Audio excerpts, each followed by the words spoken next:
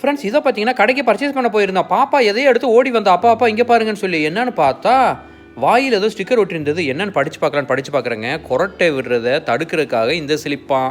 ஏன் பாப்பா எனக்கு எதுக்கு இந்த சிலிப்பை கொடுத்தேன்னு கேட்டால், ஆமாப்பா நைட்டில் நீ கொரட்டை விடுற, எனக்கு டிஸ்டர்பாக இருக்குது, ப்ளீஸ்ப்பா இதை வாங்கிக்கப்பான்னு பாப்பா சொன்னான்.